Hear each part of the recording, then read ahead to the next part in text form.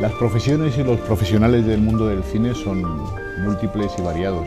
Hoy estamos con alguien que trabaja no solo detrás de la cámara, sino generalmente, y buena parte de su labor se realiza en su estudio a partir de las indicaciones del director y de otros miembros del equipo cinematográfico. Tenemos con nosotros a Pedro Rodríguez, profesionalmente conocido como Pedrati, con 3 Goyas en su haber, con algo más de 20 años de profesión. ¿Y cuál es su profesión? Pues está especializado en maquillaje, caracterización, efectos especiales. Él nos irá desvelando un poco de qué estoy hablando, ¿no?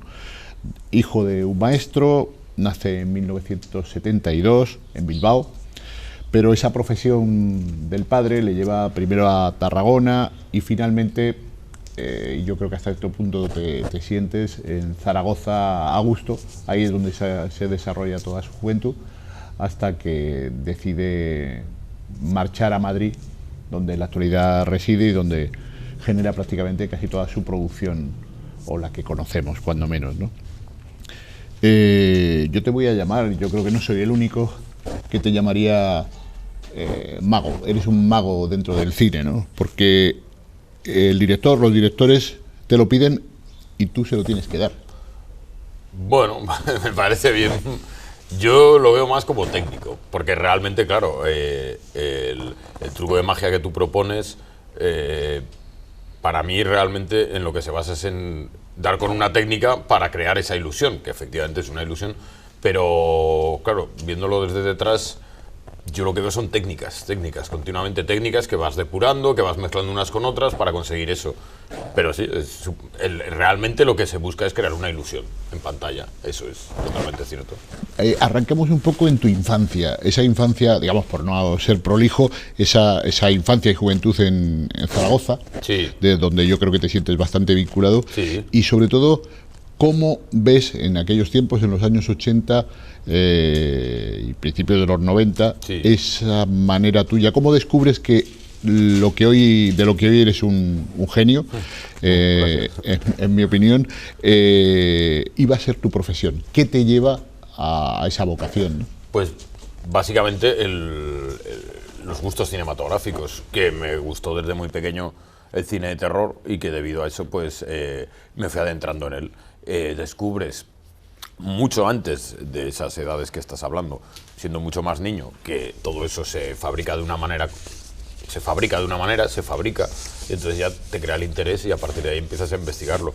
Pero principalmente el atractivo es que son tus hobbies, es lo que más te gusta, ¿no? Es el tipo de cine que más te gusta, lo que más te llama la atención y por eso te acercas a ello. En ese sentido, y agarrándolo, ¿cómo se enseña tu profesión? Tú que principalmente estás evidentemente trabajando en tu estudio para producciones cinematográficas, pero de vez en cuando, como es el caso de la Universidad de Cádiz, enseñas tu profesión, tienes un grupo nutrido de alumnos a tu alrededor que esperan, que vienen con hambre. ¿Cómo se enseña tu profesión? Hombre, yo tengo que decir que mi profesión es complicada de enseñar, porque yo todavía sigo aprendiendo y seguiré hasta el día que me muera. No se termina nunca de aprender porque no es ni una sola herramienta ni una sola técnica. No solo son muchísimas, sino que es que las puedes mezclar y que continuamente puedes incluso coger cosas de técnicas de otros lados. Entonces, yo cuando enseño trato de ser bastante objetivo y explicar que lo que enseño es una parte. Yo no puedo enseñar toda mi profesión porque yo, como digo, sigo aprendiendo y llevo más de, no 20, de 30 haciendo cosas. Luego ya está que de repente esas cosas la gente las pueda oír o conocer o lo que sea, pero llevo toda la vida, desde crío he estado siempre probando cosillas. Entonces, cuando enseño, lo que trato de explicar, y sobre todo, tanto para aquella gente que le pueda interesar como opción de futuro, como para los que simplemente se sientan atraídos, es que es un universo muy amplio, muy complicado, lo cual no es malo, precisamente es lo que lo hace atractivo, y que lo que yo puedo enseñarles en determinado espacio de tiempo es una cosa de las 1000 millones que hacemos. Entonces puede servir muy bien como para aliciente para animarte a hacer más o como criba para que decidas que, oye, esto es muy complicado, igual no me interesa tanto. Y así es como lo planteo. ¿Quiénes son tus maestros en esta profesión? ¿Maestros de que me hayan enseñado a mí, te refieres, o maestros de...?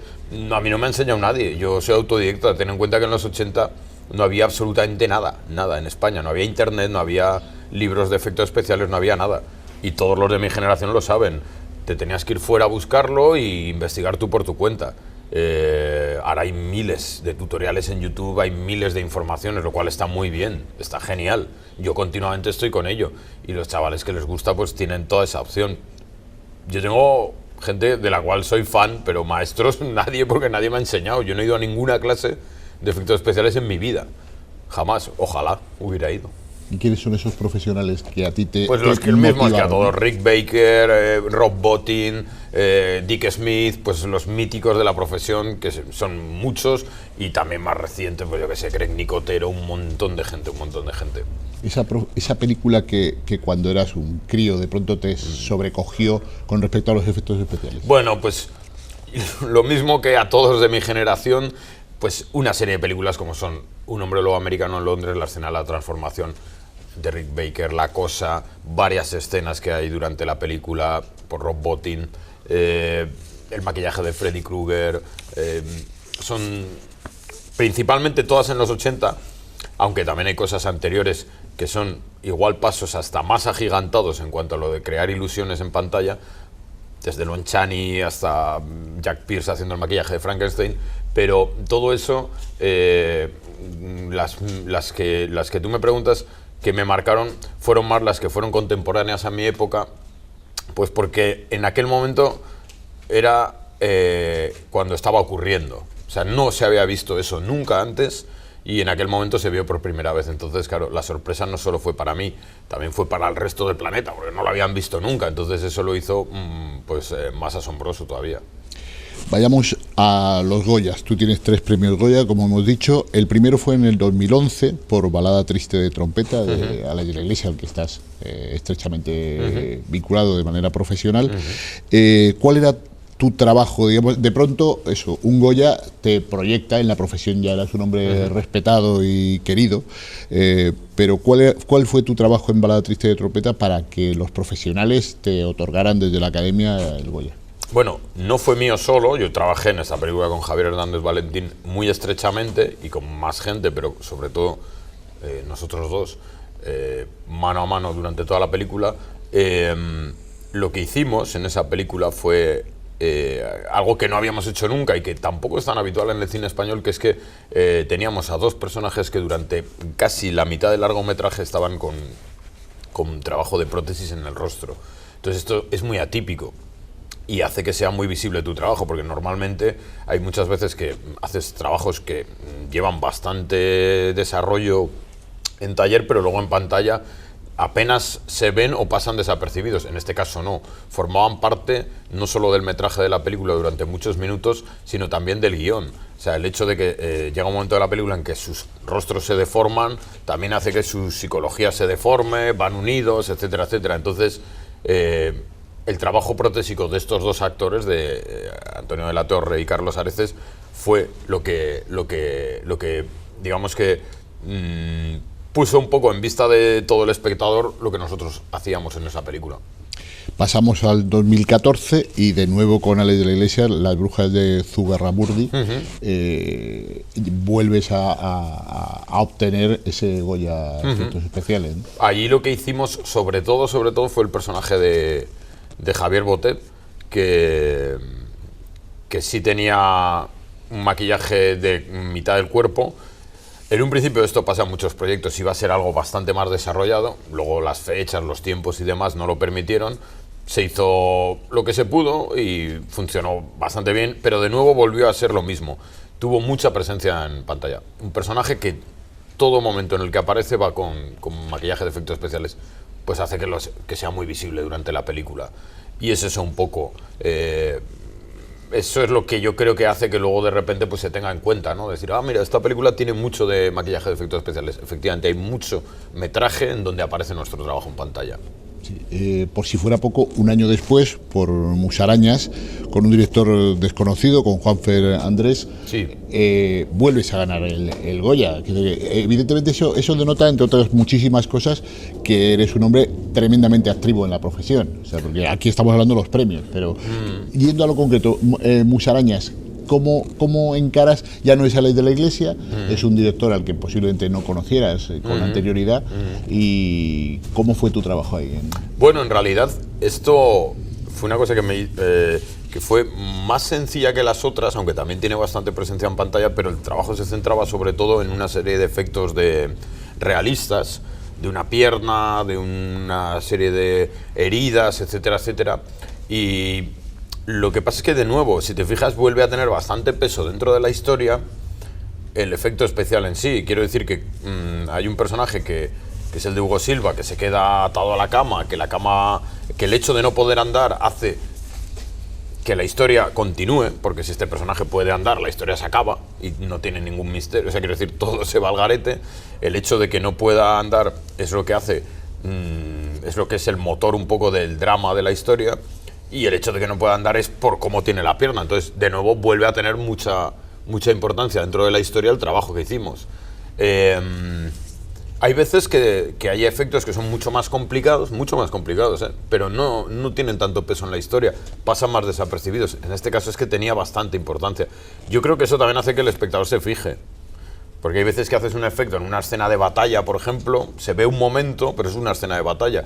El director quiere un concepto de crueldad en esa escena porque le viene bien para contar, no sé, estoy divagando, pero un poco la crudeza de la guerra o lo que sea, pero es una cosa puntual que no afecta tanto a la historia, que es para conseguir el énfasis en un drama momentáneo.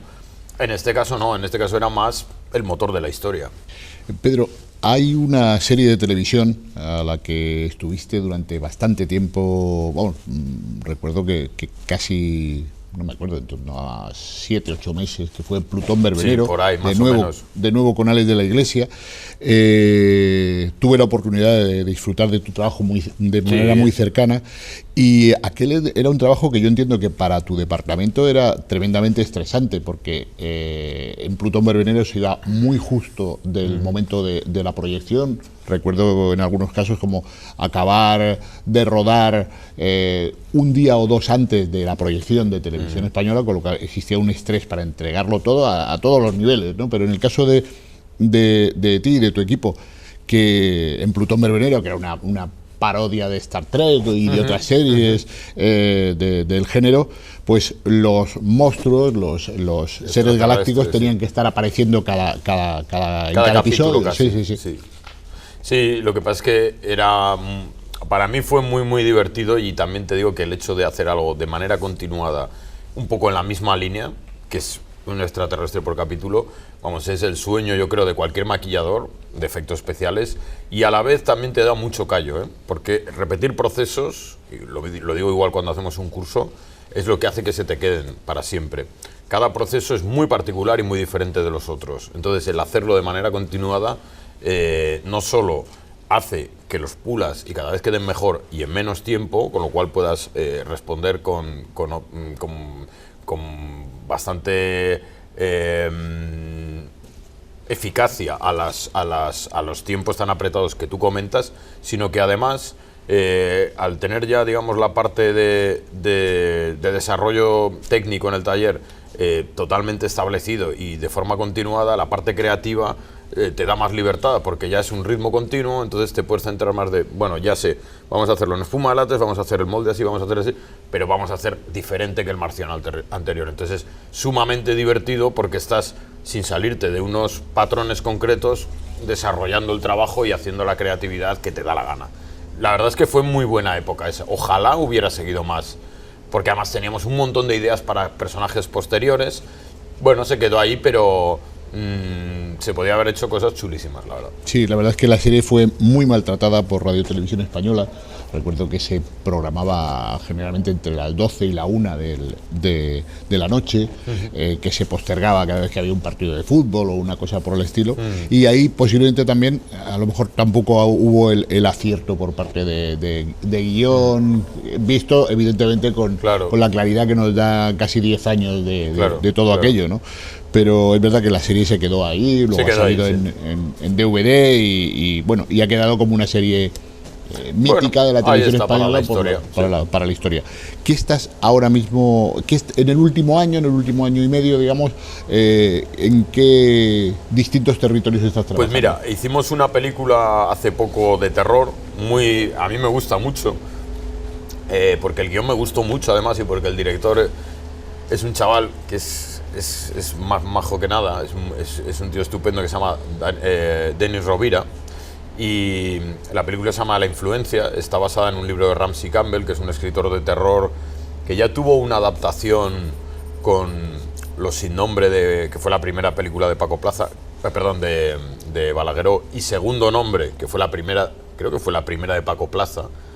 Creo que Segundo nombre también era basado en Ramsey Campbell.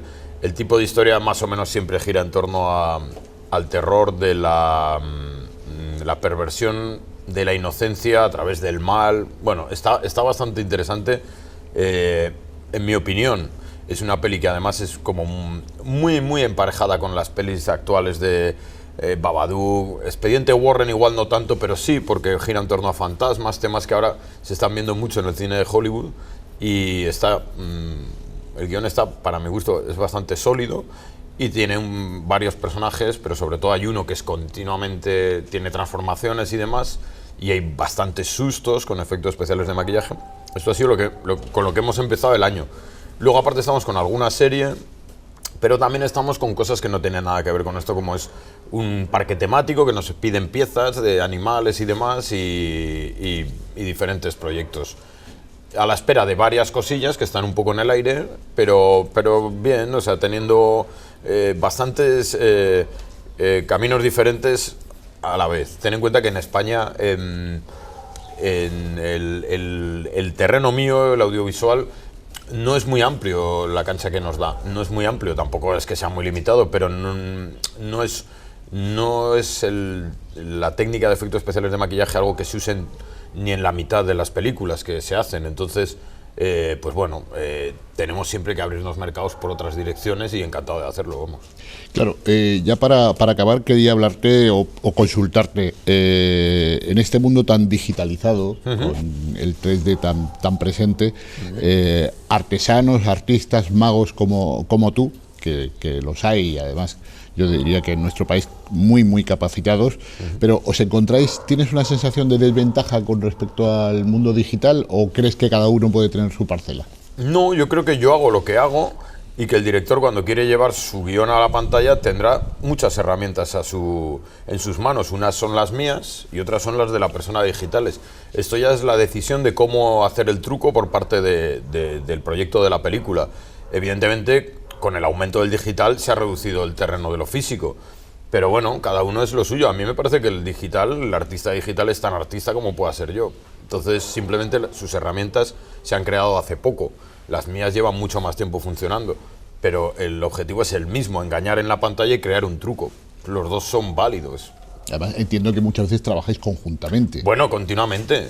A veces ellos tienen que arreglar las ñapas que nosotros, por tiempo o por lo que sea, no se han hecho, y a veces nosotros complementamos lo suyo también, porque llega un momento en el que lo mejor es la combinación. Ahora mismo es la combinación de los dos mundos. Yo creo que está patente en 1000 películas, que cuando se hace bien, con dinero también, lógicamente, mezclan los dos conceptos, que es evidentemente más caro porque tienes que tener dos equipos de dos disciplinas diferentes trabajando en la misma dirección, pero claro, la ilusión es mucho más real, que es el objetivo principal de esto. Pedro, muchísimas gracias por esta entrevista y bueno, hasta la próxima, que será en breve. Fenomenal.